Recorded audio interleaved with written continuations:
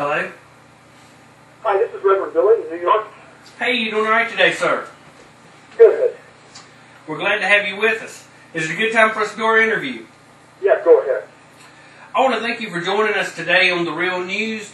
You have provoked a lot of thought in helping people realize the addiction us as Americans have with consumption.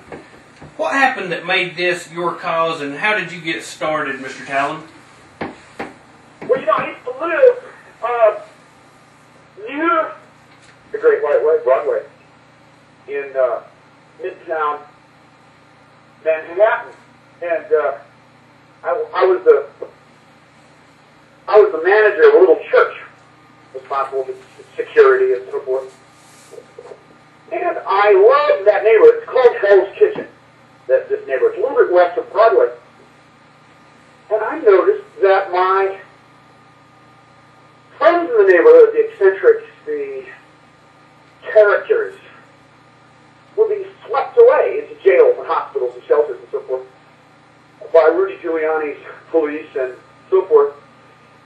And I started inquiring, what's happening to everybody? It turned out they were cleaning up my neighborhood to make it safe for tourism.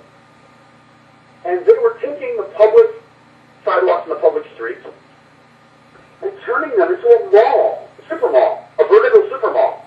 Times Square would be a vertical super mall. And it was of dubious legality, but the New York Times and the police, and most of all, Mickey Mouse, the Disney company, were doing this together. And here come the chain stores and the big box stores, and out go the vendors and the smaller shops, and the powerless were replaced by the powerful. The connected came in, and the people that did not have the connections were booted out. So I was, at that time, interested in preachers. I was studying preachers, and kind of making my way towards the creation of a new kind of American preacher who isn't necessarily attached to a particular denomination. But I had fallen in love with preaching as a performance. Kind of like you fall in love with the blues, you fall in love with gospel. And I stationed myself in front of the Disney store, and I started creating on the spot my own theology. Mickey Mouse is the Antichrist, children. Amen. From the back away from the days of iniquity. And I started preaching I had sidewalk preachers up and down Times Square, of course. I just joined the sidewalk preachers. That's how it started.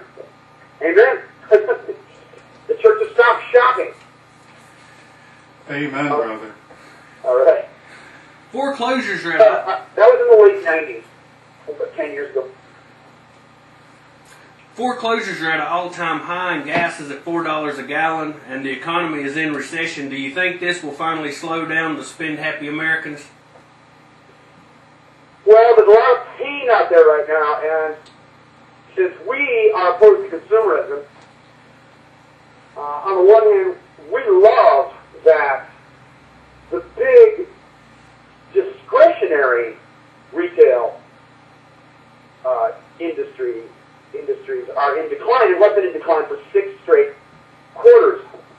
But we know there's a lot of pain out there. We have compassion, and some of the people having pain are we ourselves in the choir.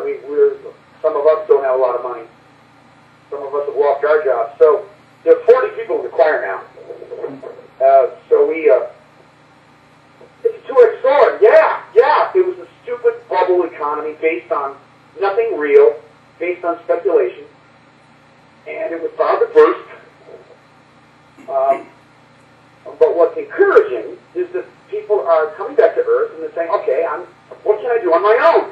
And people are trading, people are making things in their homes, small companies are springing up.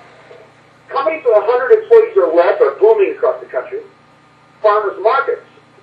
The single-family, organic family farm is multiplying now. For the first time, we have more farmers each month and each year after a 40-year decline in the number of farmers in this country. So there are good things that are happening, but the good things that are happening are not generally noticed by Wall Street, because Wall